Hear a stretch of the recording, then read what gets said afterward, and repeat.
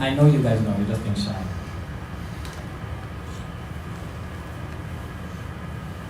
Musical meditation. A musical meditation.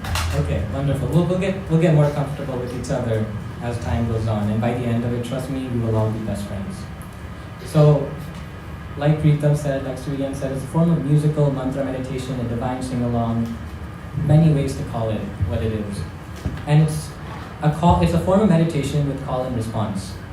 And it's based in ancient Sanskrit mantras. It is said that there's two types of sounds. There's material sounds, which you can consider to be like the honking of cars, or perhaps even whatever that is. I think it's like the AC unit. But there's sounds that are not really known to be calming. Spiritual sounds have a different effect on us. They have a potency to help us connect with our inner selves and inner happiness. And on the way here, I was just thinking about what does it actually mean to love? Oftentimes we hear about this topic of self-love. What does self-love mean? Does it mean that I look into the mirror and I'm like, I look really good today? Is that self-love? Or is there more to it? In Bhakti Yoga, in the ancient wisdom texts of India, it is said that self-love is actually connecting with your soul and your super soul.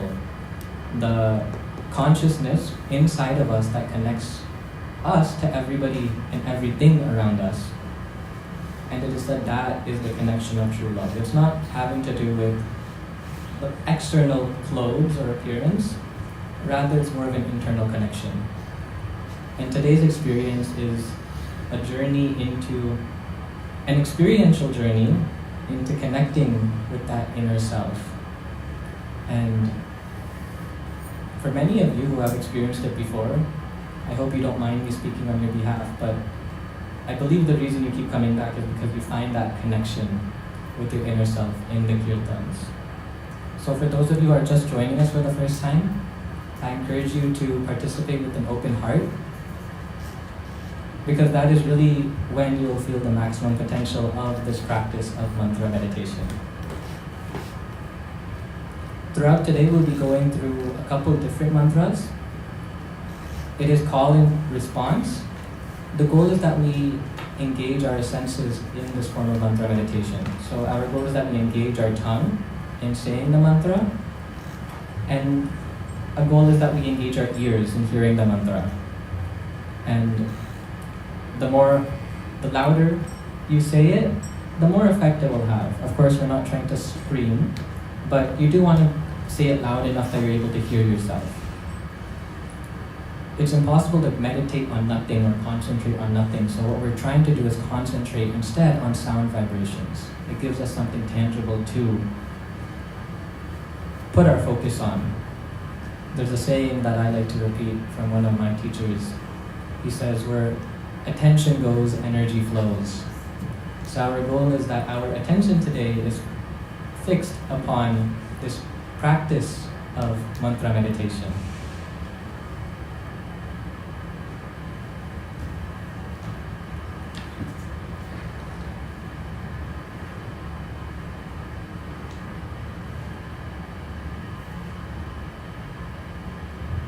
You should? Yeah, it's live. Yeah. Thank you.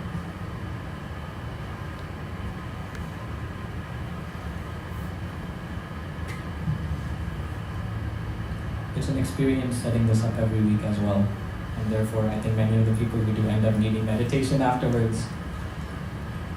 So, we'll start with a beautiful invocation mantra. It has 4 total words, and we'll do a bit of a practice round such that everybody feels a little comfortable. I'll say the word once, and then you can repeat after me. Hopefully the first one is somewhat familiar to many. The first word is Om. Om. Namo. Namo. Bhagavate. Bhagavate. Vasudevaya. Vasudevaya. 4 words, but it truly is a magical chant.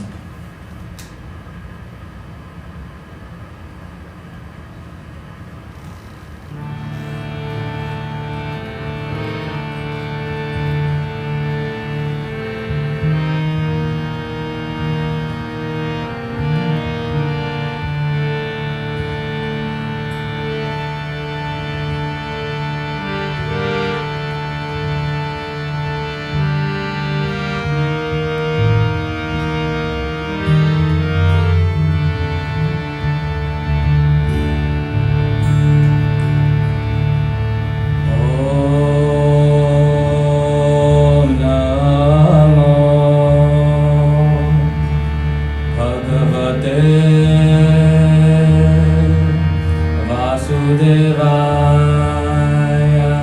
Your turn, one voice.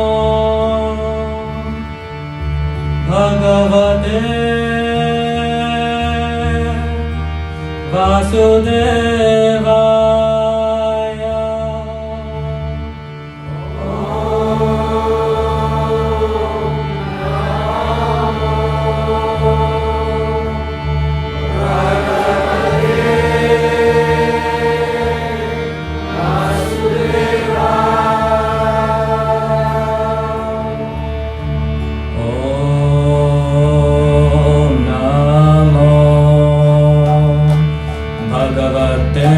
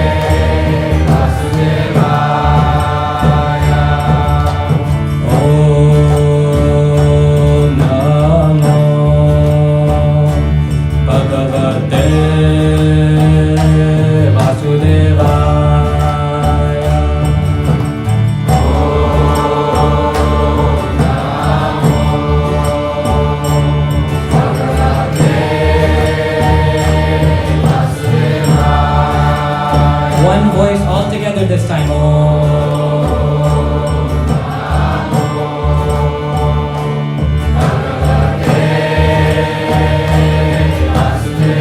One more time, please.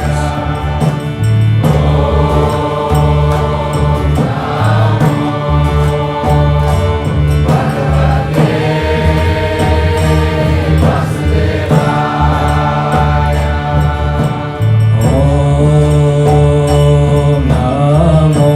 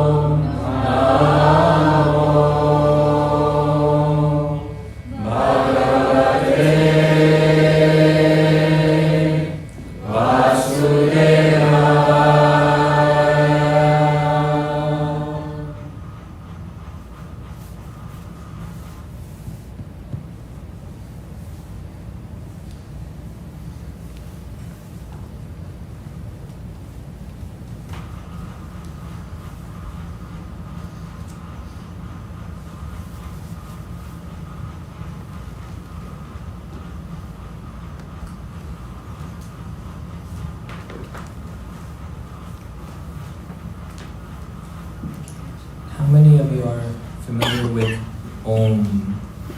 Heard it before? Yeah, I think it's one of those words that transcends all types of barriers.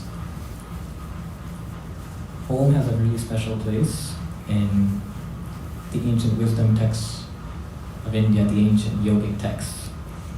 It says that Om represents divine energy.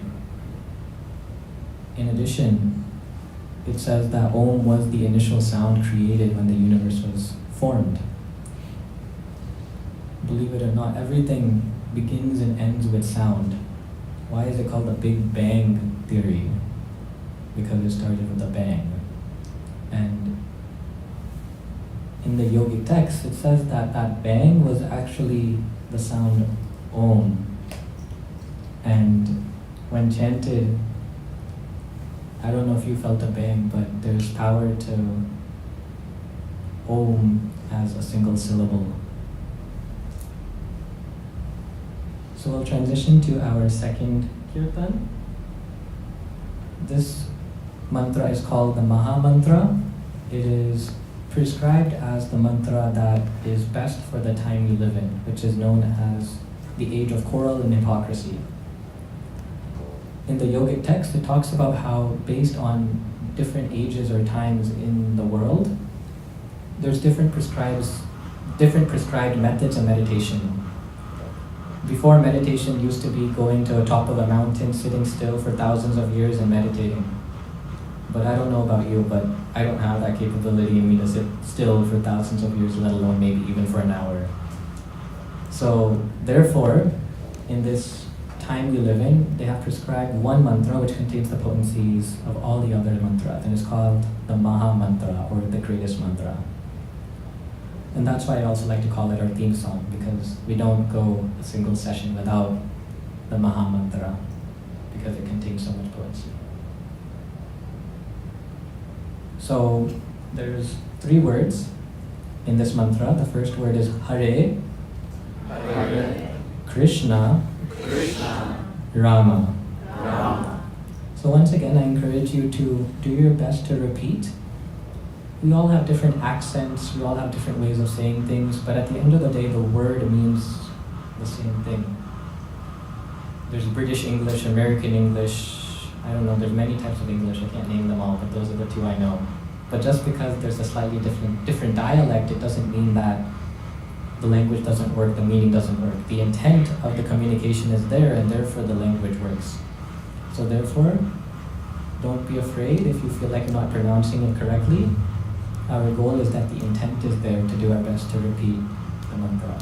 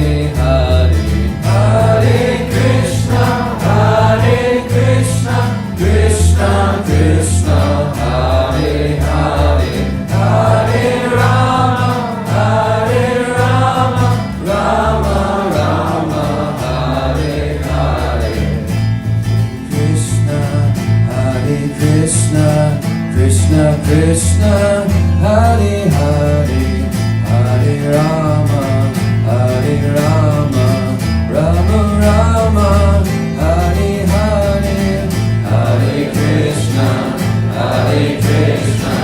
Krishna Krishna, Hare Hare, Hare Rama, Hare Rama, Rama Rama, Hare Hare, Hare Krishna,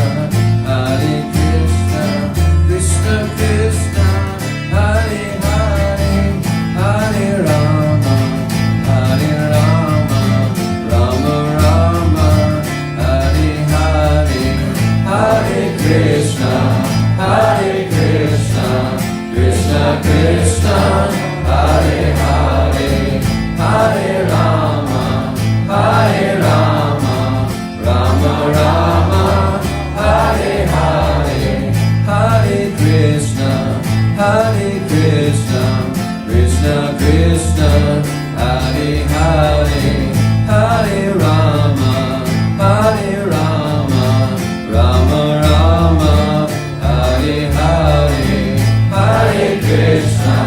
Hare Krishna, Krishna Krishna, Hare Hare, Hare Rama, Hare Rama, Rama Rama, Hare Hare, Hare Krishna, Krishna Krishna, Hare Hare, Hare Rama, Hare Rama, Rama Rama, Hare Hare, Hare Krishna, Krishna Krishna, Hare Hare, Hare Rama, Hare Rama, Rama Rama, Hare Hare, Hare Krishna, Krishna Krishna, Hare Hare, Hare Rama, Hare Rama, Rama Rama,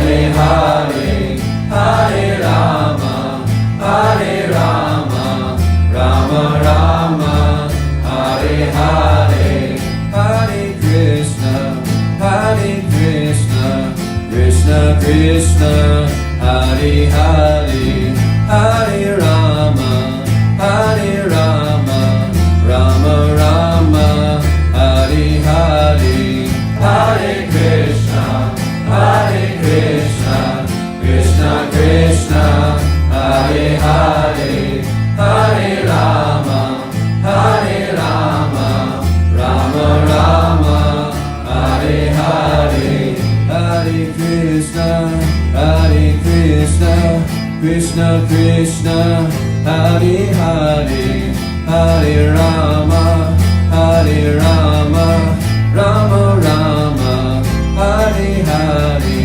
Hare Krishna, Hare Krishna, Krishna Krishna, Hare Hare, Hare Rama, Hare Rama, Rama Rama, Hare Hare, Hare Krishna, Hare Krishna, Krishna Krishna, Hare Hare, Hare Rama, Hare Rama, Rama Rama, Hare Hare, Hare Krishna, Hare Krishna, Krishna Krishna, Hare Hare, Hare Rama, Hare Rama, Rama Rama, Hare Hare, Hare Krishna, Hare Krishna, Krishna Krishna, Hare Hare, Hare Rama, Hare Rama, Rama Rama, Hare Hare, Hare Krishna, Hare Krishna, Krishna Krishna, Hare Hare, Hare Rama, Hare Rama, Rama Rama, Hare Hare, Hare Krishna, Hare Krishna, Krishna Krishna, Hare Hare, Hare Rama, Hare Rama, Rama Rama, Hare Hare, Hare Krishna, Hare Krishna, Krishna Krishna, Hare Hare, Hare Rama, Hare Rama, Rama Rama, Hare Hare, Hare Krishna, Hare Krishna, Krishna Krishna, Hare Hare, Hare Rama, Hare Rama, Rama Rama, Hare Hare, Hare Krishna, Hare Krishna, Krishna Krishna, Hare Hare, Hare Rama, Hare Rama, Rama Rama, Hare Hare, Hare Krishna, Hare Krishna, Krishna Krishna, Hare Hare, Hare Rama, Hare Rama, Rama Rama, Hare Hare, Hare Krishna, Hare Krishna, Krishna Krishna, Hare Hare, Hare Rama, Hare Rama, Rama Rama, Hare Hare.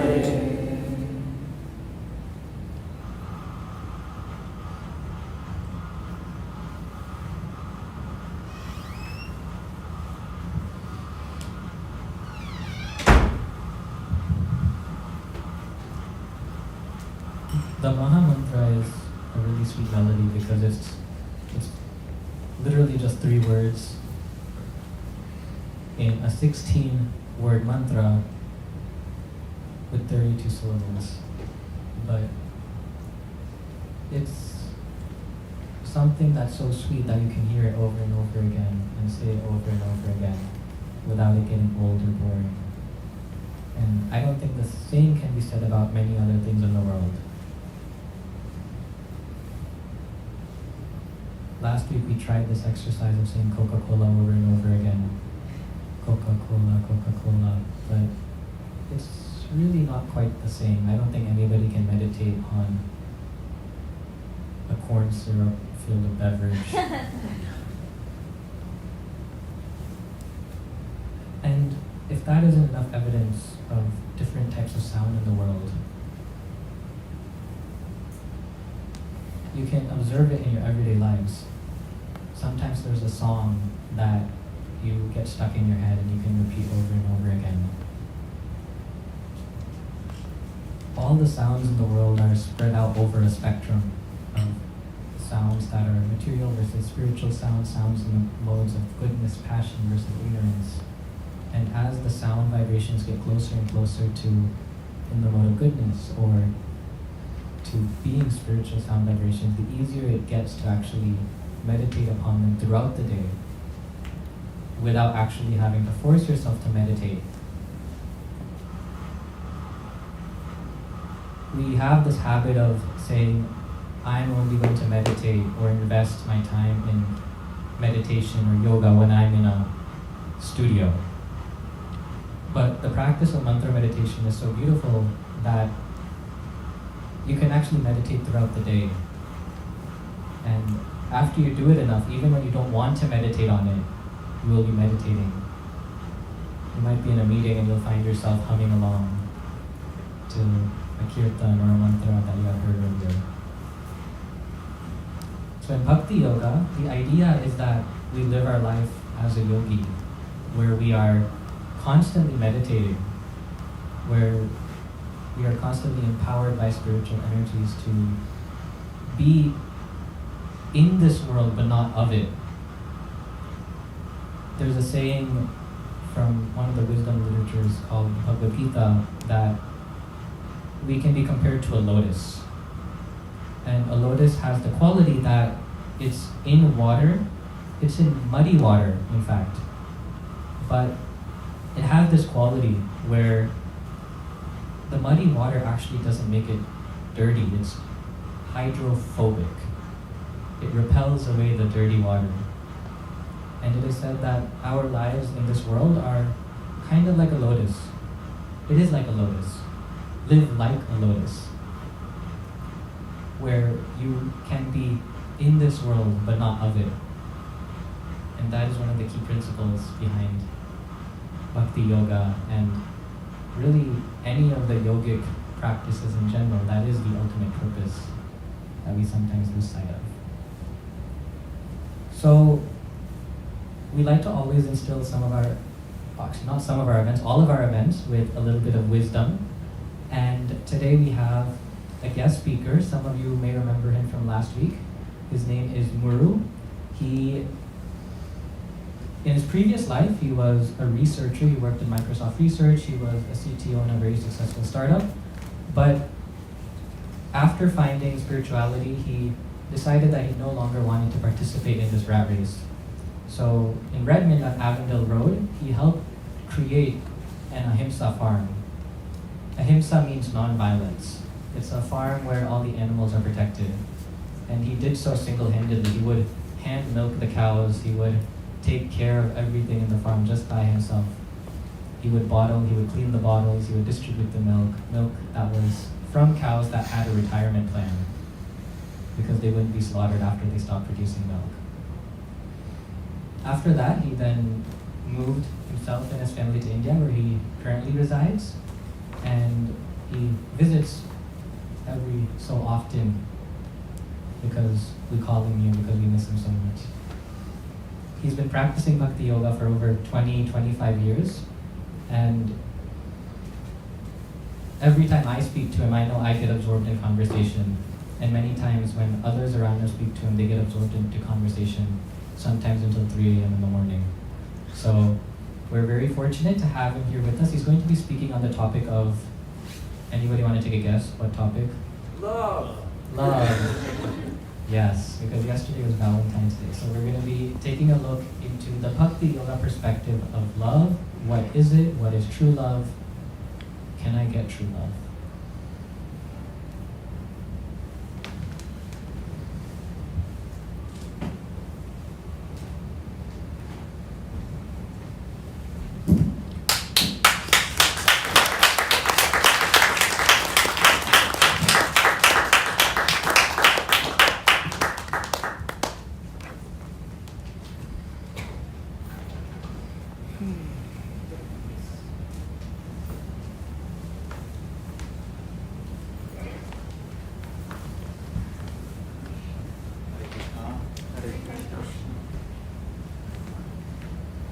you, Ian, for your kind words. I'm very happy to be here.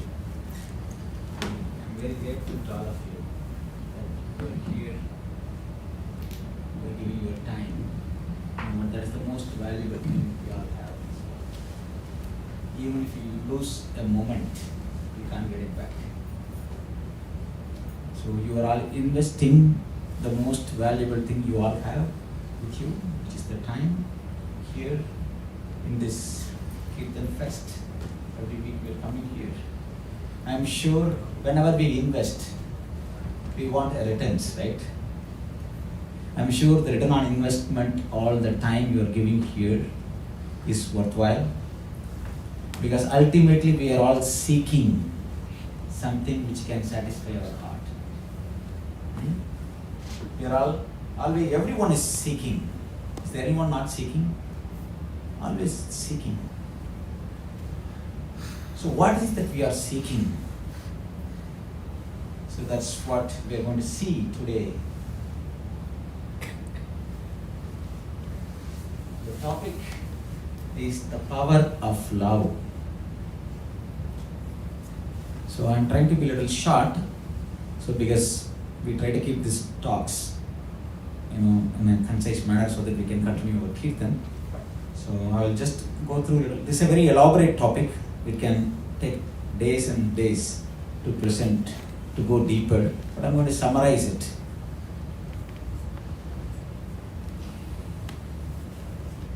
So I'm going to cover like these 4-5 areas, what is lust, what is love, the power of love, and conclusion. Okay? What is lust? Before understanding what is love, we need to understand what is lust. But even before going into what is lust, I'm just going to start you with some quotes which I collected over the period of time. Some interesting quotes. Right? Love is like a violin. The music may stop now and then, but the strings remain forever. Love makes the time pass, and time makes love pass. Lust only takes, and love only gives. And almost always it's not love, but lust at first sight. Interesting one to provoke your thoughts. So what is lust? In general, we are all always attracted to somebody, right? Something. What is that cause behind that attraction? It might be sometimes beauty, it might be strength, it might be knowledge, it might be, sometimes even renunciation, fame. All these things attracts us towards something. But when we get attracted towards something or someone with these attributes, that attraction we want, instead of looking at the other person as a center, even though we get attracted to someone, we want that attraction, instead of revolving around that person, we want that to be around us. Oh, this person is beautiful, I get attracted, but I want that person to satisfy me. Or this person is very knowledgeable, but I want that knowledge to please me. So when our attraction towards others through these various factors, beauty, strength, knowledge, but when it is based on our own interest, actually that we call it as lust. Lust is not just physical. It could be at mental, it could be at even intellectual, it could be at even at ego level. The lust manifests in 4 levels. Lust at the body level, lust at the mental level, because that person might provide me an emotional support. Or sometimes intellectual. Oh, that person's conversation with me could satisfy my intellect. Or lust at the ego level, right? I am so and so, I am a particular citizen of a country, a particular race, a particular creed, right? Because of my own misidentification through this body, that I want to control that person, or anything which is connected to me, I love that. I love my country, I love my community, like that. So lust is misunderstood as love. Most of the time, people, what they see in this world as love, actually it is not love. It is varying degree of lust only. Love is actually the perverted love. Right? What is perverted love? When you take an object, when you see it in mirror, right? It's like perverted. It looks like the real object, but it is not. It is illusory. That's what lust is. The nature of the lust is that it is self-deceptive. And it always bewilders our intellect. Eventually, what we think it is love, which is perverted, which is the lust, actually it is self-deceptive and it bewilders our intelligence. There is a nice story in the biblical tradition. Samson and Delilah. Any of you know the story? That Samson was very strong and he could not be defeated. The Philistine emperor wanted to capture this Samson, and then they bribed this beautiful lady Delilah, and she somehow developed relationship with him and she charmed him, and then she wanted to know what is the source of his strength. Oh, my source of my strength is if somebody ties up my hand, I am like powerless. Then she tried, and then Samson could actually break the rope and come out.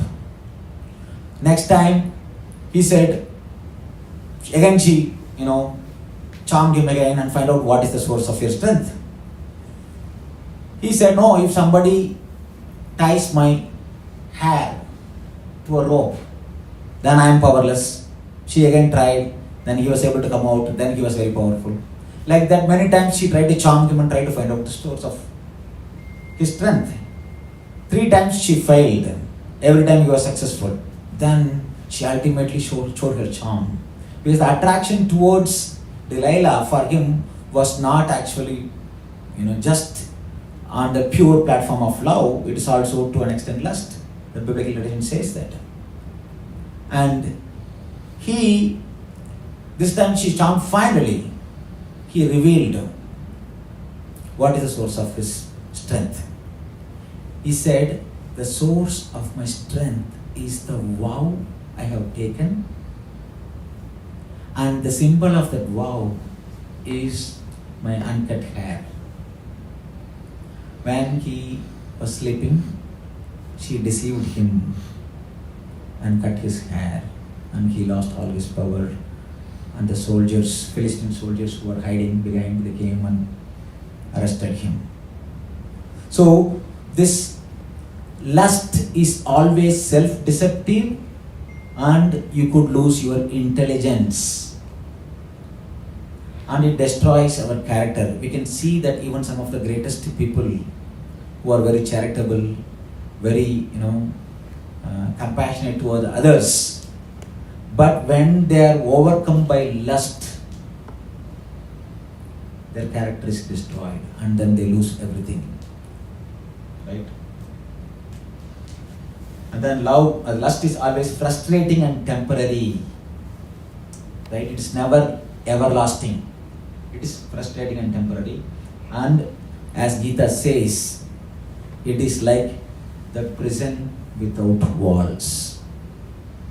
Lust is like a prison without wall. It looks like it is giving pleasure. It is actually satisfying, but it is not. Actually, it is binding. It is not liberating. That's what lust is. The effect of lust is it produces fear, dissatisfaction, distress, lamentation, and illusion. So now we come to the actual topic, love. What is actually love? If all these things what we experience in this world, if it is not real love, does real love exist in this world? What is real love? Before we understand something, we need to define, right? We want to go something deeper. We need to define what it is. There are some of greatest thinkers, sages in this world have defined love in many, many different ways. But for today's discussion, I'm just going to cover in the aspect of two people, very interesting people. One is one of the greatest warrior in the tradition of the Vedic tradition in Mahabharata. There's a personality called Bhishma. So he gives the definition of love. That's the first one. One should be able to repose and reciprocate one's affection and feeling on one object at all time, all place, all circumstances. Then it is called love. It's a very interesting definition. One should be able to repose and reciprocate with one's affection and feeling with one object at all time, all places, and all circumstances. If you try to think, is it possible like this? At all place, all circumstances, and all time? Is time always invariably separates us? Right? All circumstances, all time, one may not be available to repose and reciprocate. Is it possible? Just try to contemplate on this. Right? The most person, the most of us, right? Even the dearmost person in our life, at some point of time, the fact is, the reality is, time is going to separate us. We might stay there even for lifelong, but ultimately, time in the form of death separates us. So can love transcend all circumstances, time and place? If it can, that is actually the real love. Otherwise, it is varying degree of lust only in this world. There is another definition given by another sage, very saintly person. Mahabharata happened 5,000 years ago, whereas this sage appeared 500 years ago. He had given another definition. His name is Rupa Goswami. He had given, the definition is, it's very interesting one, where there is every chance of the relationship to be broken, but still it is not broken, then it is called love. It's a very interesting one. Huh? There is every reason for the relationship to be broken, but still it is not broken, then it is love. So these sages are defining love from different perspectives. Now we are taking this two. One is based on time, place and circumstance. Another is, even though there is every reason for the relationship to be broken, but still it is not broken. Right? So the nature of love is that when we have pure unadulterated love, which is not contaminated by any lust, these are the characteristics of that love. It is sacrificing, it's voluntary. We are not expecting anything in return. It is selfless and unmotivated. And it's sublime and unconditional. We are not expecting anything in return for this. When we are not expecting anything in return, it is not based on my body, mind or intellect or ego. It is based on the divinity within. Right? So it can be sublime and unconditional. And it is always personal. not impersonal. Love is always personal. Generally, people think that love is just a feeling. Yeah, love can manifest in feelings also, but it is not just feeling. Love is a verb, meaning when we love someone, we want to do something to please that beloved, right? It is not just a feeling, it's action oriented, right? So for action to happen, we need a person. It is not always impersonal. So these are the 5-step principle the Vedic wisdom gives for us to develop this unconditional, unmotivated, sacrificing love. The first one is to understand that we are all controlled. As I mentioned, when we get attracted to someone by their beauty, by their strength, by their wisdom, by their fame, right? By their wealth, we always come under control, right? And even at the greater cosmic universal level, we are all always being controlled, right? Not, for example, we think I am in control of this body. Do I have control on this body completely? Can I control the digestion in my body? Can I control my heart rate in my body? Well, to an extent, but not. So we are always being controlled.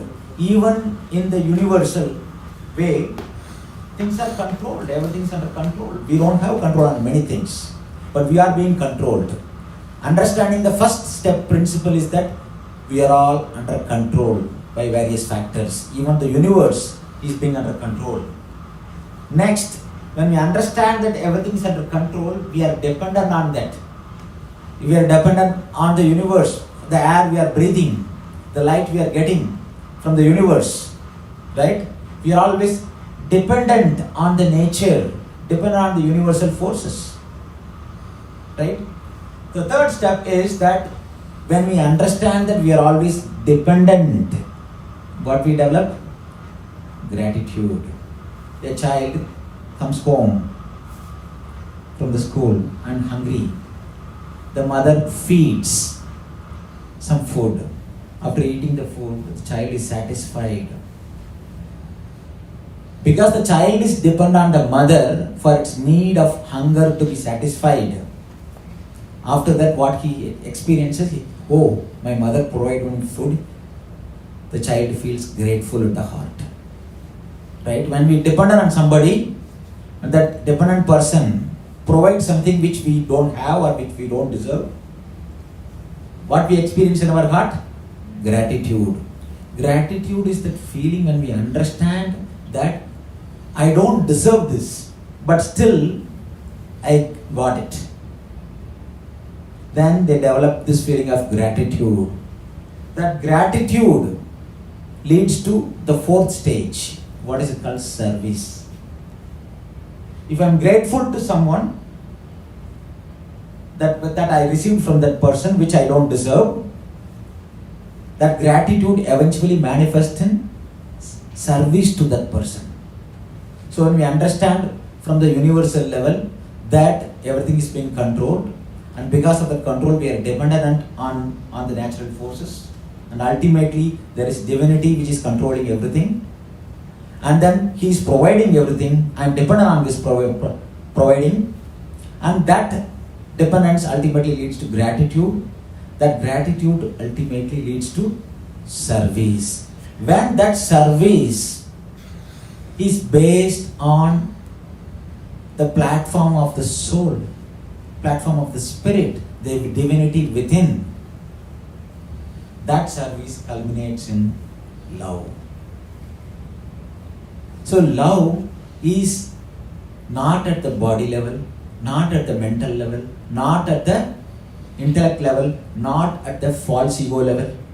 It's at the platform of the heart, platform of the soul, platform of the spirit, the divinity within. When we recognize the divinity within all of us, when our relationship is based on this divinity within, when that relationship we repose and reciprocate, that divinity is always there.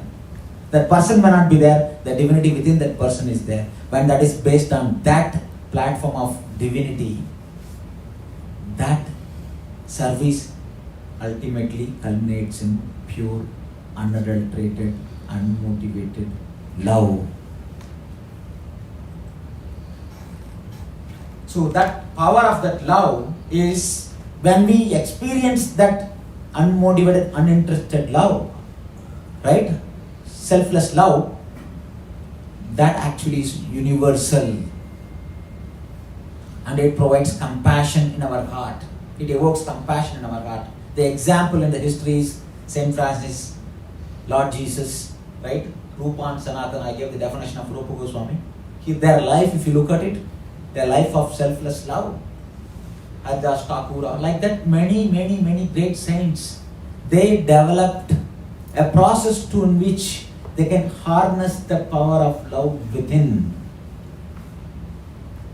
So when they churned out the power within for the love, right, it manifested in universal compassion, all these great qualities, right? Develops divine qualities like humility, tolerance, simplicity, truthfulness, all this divine quality manifest if we harness the power of love within.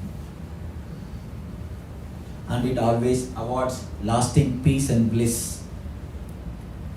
In Bhagavad Gita, Krishna mentions in the 5th chapter, 29th verse, he says, Bhoktaram Yakyatapasam Sarva Loka Mageshwaram Sugurdam Sarva Bhutanam Nyatmam Mam Shantim Ruchiti.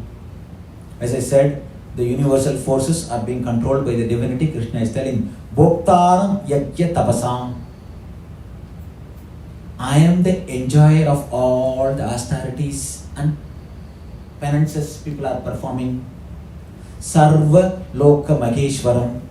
Everything is being controlled. Mageshwara. Ishvara means controller. Mageshwara means I am the controller of everything.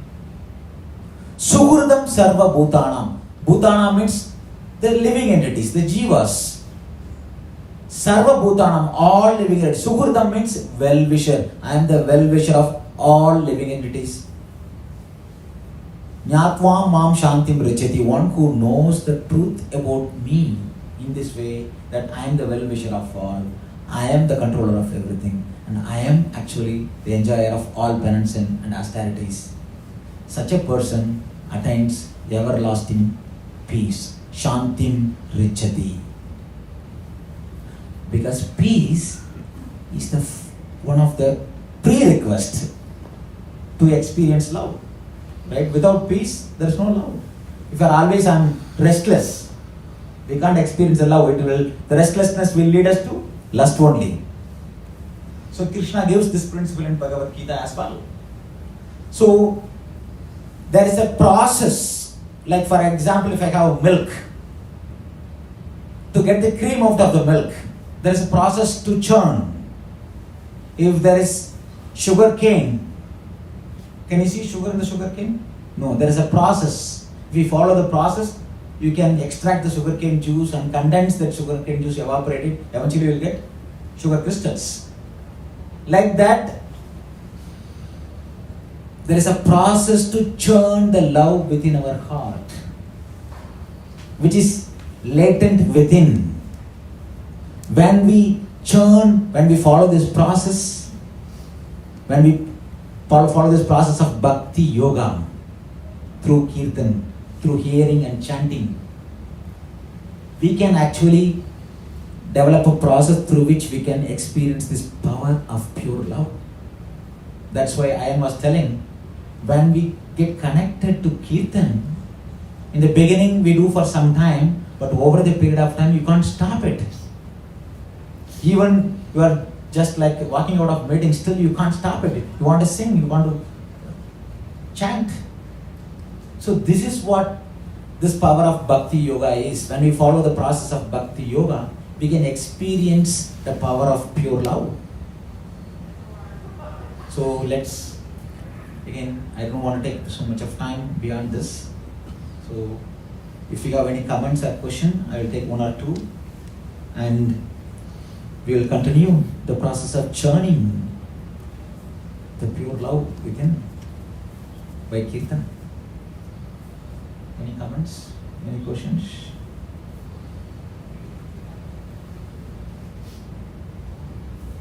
Yes, please. Yeah, that was a very beautiful explanation. Thank you. Thank you for your kind comments. And this presentation, when I was working in Microsoft Research, one of my mentor, he spoke on this topic of this power of love. So that actually, that was my turning point to understand, because I'm a technology person, right? So I am process oriented, systems oriented. Is there any way, any process to experience this love? Yes, there is a technology of spirituality. Using this process of technology of spirituality through process and systems, we can experience as well. That's what the Vedic wisdom says. Thank you. Any other? The other question here? Yes, ma'am. My question was, is it all the same type of love, the love between a mother and a child, between siblings, between a couple, between friends? Is all love the same type of love? For example, between a mother and child, parents, Yeah. or a wife and man, and Yeah. relationship, friendship. Yes, that's a very good question. The question is all love is based on same principle, like the love between mother and child, love between a man and woman, like that? Is it all based on same or different? As I said earlier, in general, what we experience in this world is lust only. It's all varying degrees of lust. But the closest thing which comes in this world to love is the relationship between mother and child. But unfortunately, the mother might be providing that love. At some point of time, the child grows up and doesn't reciprocate anymore. So the first definition, one should be able to repose and reciprocate with one's feelings, with one object, all time, all places, all circumstance. It breaks. So nowadays, even the mother-child relationship, which is the closest thing to the real love, we can see how today the time factor is destroying everything as Kali Yuga is progressing. And people won't even abandon their own child sometimes. Right? So which is the closest thing to the real love. But so the principles behind all these things in general is actually perverted. The principle is love. The nature of the Atma, nature of the Jiva, nature of the spirit is to experience everlasting true love. But when it gets perverted, it manifests in varying degrees of lust. Is that okay? Thank you. Any other comments? Okay. If not, we will continue our heart-churning kirtans. Thank you, I am Prabhu, for inviting me again here. I am very grateful to all of you for giving your time. Hare Krishna. Hare Krishna.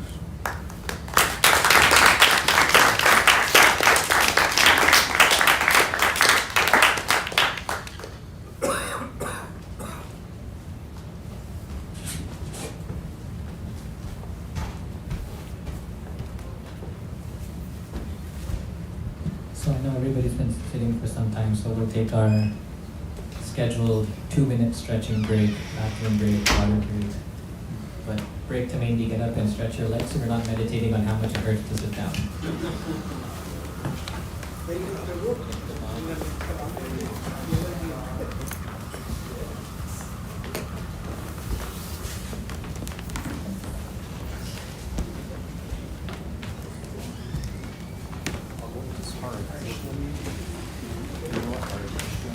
If anybody would like to use the restroom is this side.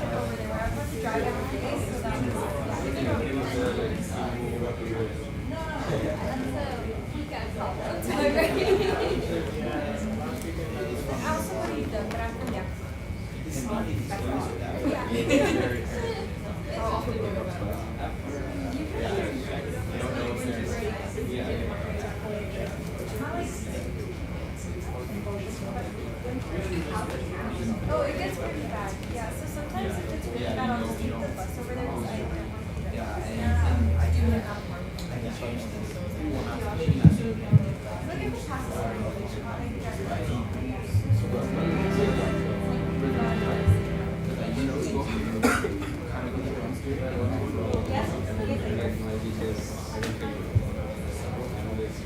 That's why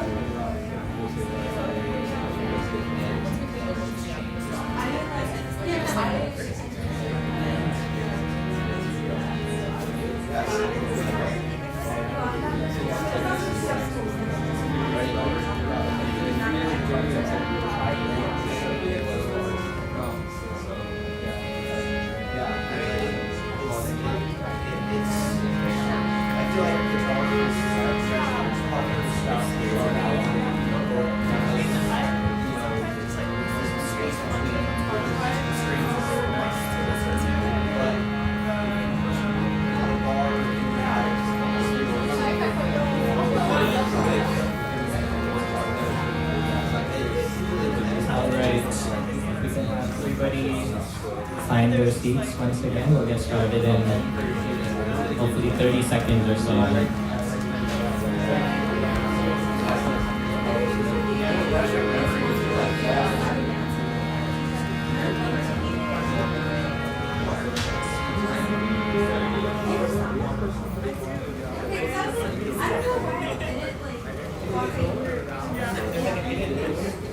Yeah, all the way to the front of the gate, like 35 seconds.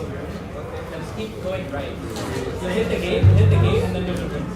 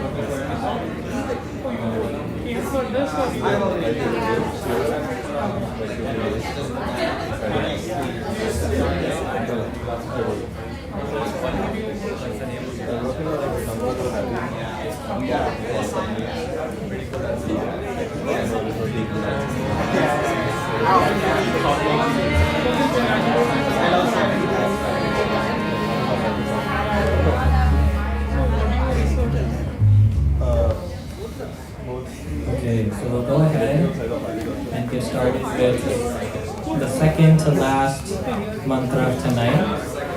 If everybody can sit down, settle down, find a comfortable position. The seat is allowed. Yeah, it is. This is a chant I had learned, I think, a couple of weeks ago. I heard it on the internet and I was like, I just have to learn it. And it's another fairly simple chant, I would say. Again, we'll do a practice round. I'll explain the meaning behind it and then we'll go into the experience. The first word is Shri. Shri. Ram. Ram. Jai. Jai. Ram. Ram. And then the second part of the mantra, yeah, now we're getting fancy. There's two parts. Sita. Sita. Ram. Ram. Jaya. Jaya. Jaya. Jaya. Sita. Sita. Ram. Ram.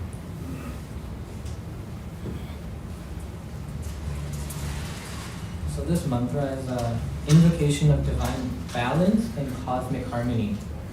It represents the perfect union of energies such as compassion, strength, grace, courage, wisdom, and action, which together lead to fulfillment and victory. Sita symbolizes divine grace, nurturing energy, and the power of resilience. She represents the gentle, compassionate force that sustains and nourishes existence.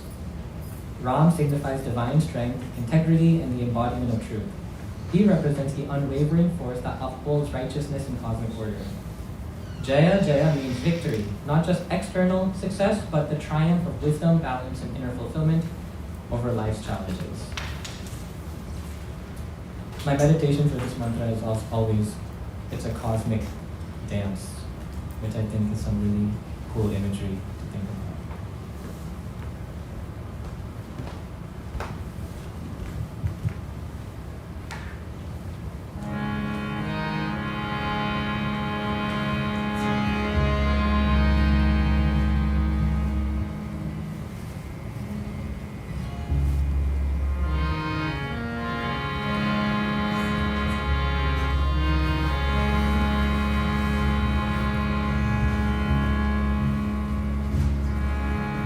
Shri Ram,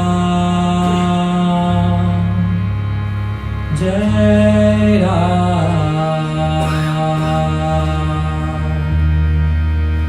Shri Ram, Jai Ram.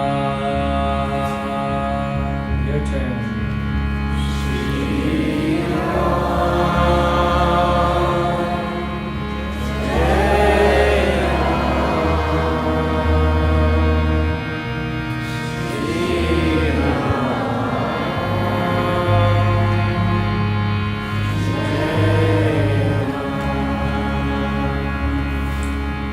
Shri Ram,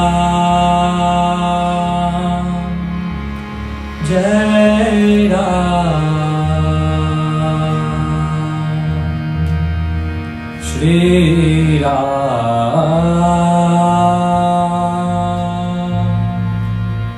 Jai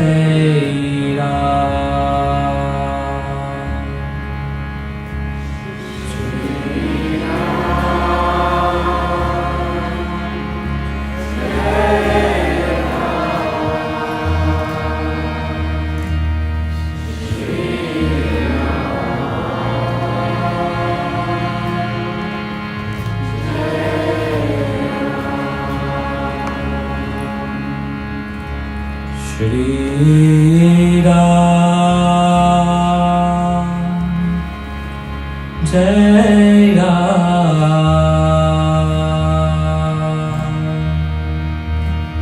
Shri Ram,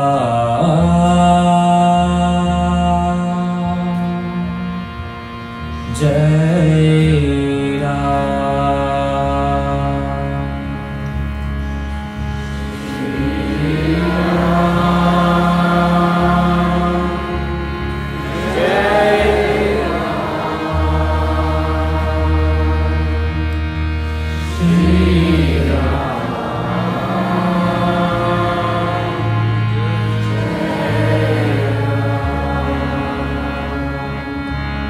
Shri Ram, Jai Ram, Shri Ram, Jai Ram, Shri Ram, Jai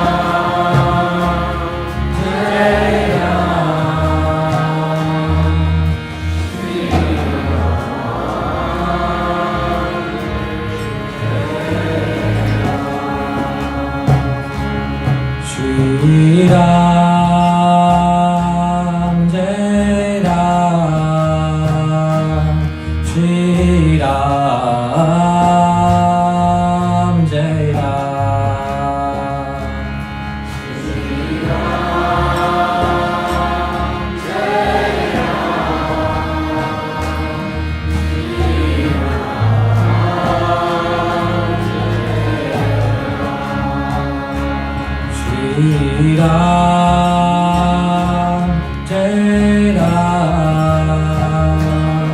Shri Ram, Jai Ram, Shri Ram, Jai